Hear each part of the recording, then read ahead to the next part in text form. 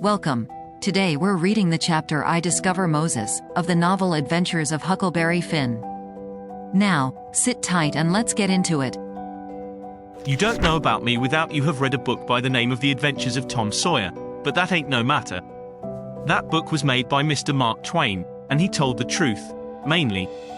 There was things which he stretched, but mainly he told the truth. That is nothing. I never seen anybody but lied one time or another, without it was Aunt Polly, or the widow, or maybe Mary. Aunt Polly, Tom's Aunt Polly, she is, and Mary, and the widow Douglas is all told about in that book, which is mostly a true book, with some stretches, as I said before. Now the way that the book winds up is this. Tom and me found the money that the robbers hid in the cave, and it made us rich. We got $6,000 apiece, all gold. It was an awful sight of money when it was piled up.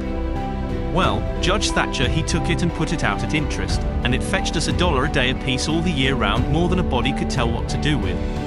The widow Douglas she took me for her son, and allowed she would civilize me, but it was rough living in the house all the time, considering how dismal, regular and decent the widow was in all her ways, and so when I couldn't stand it no longer I lit out. I got into my old rags and my sugar hogshead again, and was free and satisfied. But Tom Sawyer he hunted me up and said he was going to start a band of robbers, and I might join if I would go back to the widow and be respectable. So I went back. The widow she cried over me, and called me a poor lost lamb, and she called me a lot of other names, too, but she never meant no harm by it. She put me in them new clothes again, and I couldn't do nothing but sweat, and feel all cramped up. Well, then, the old thing commenced again. The widow rung a bell for supper, and you had to come to time. When you got to the table you couldn't go right to eating, but you had to wait for the widow to tuck down her head and grumble a little over the victuals, though there wasn't really anything the matter with them, that is, nothing, only everything was cooked by itself. In a barrel of odds and ends it is different. Things get mixed up, and the juice kind of swaps around, and the things go better.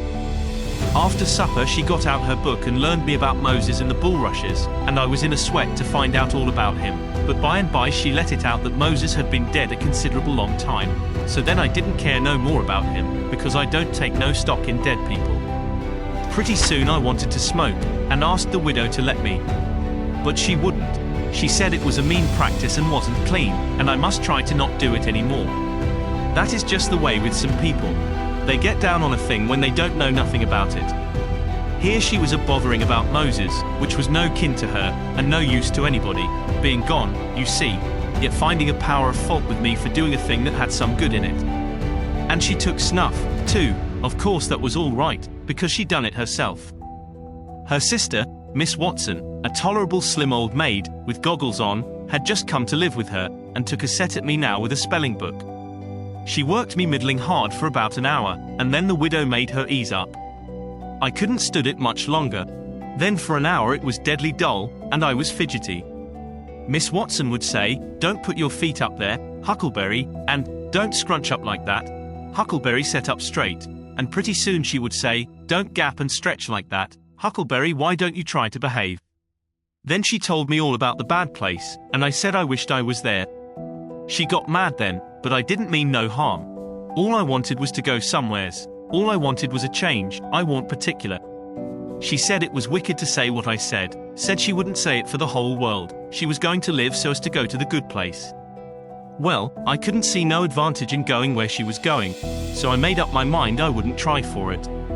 But I never said so, because it would only make trouble, and wouldn't do no good.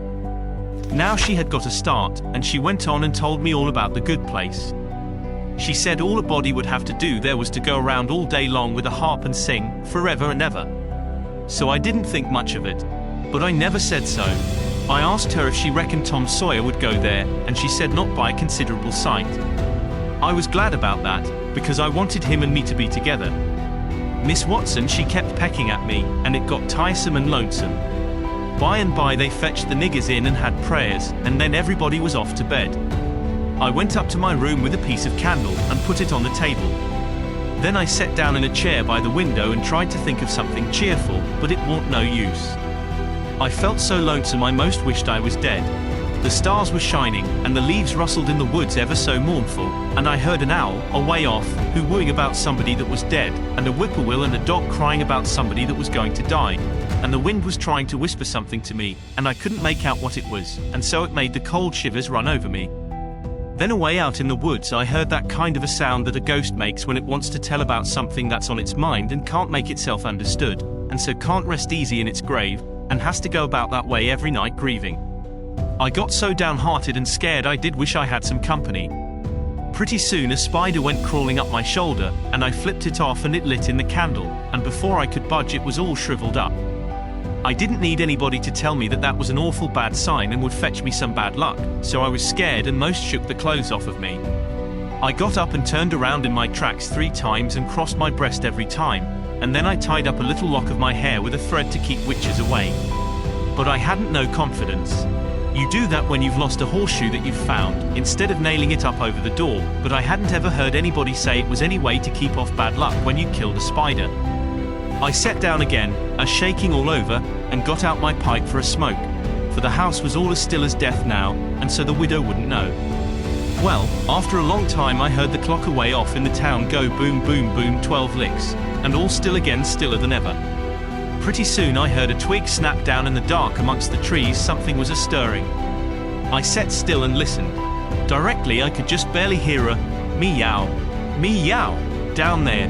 That was good, says I, meow, meow, as soft as I could, and then I put out the light and scrambled out of the window onto the shed. Then I slipped down to the ground and crawled in among the trees, and, sure enough, there was Tom Sawyer waiting for me.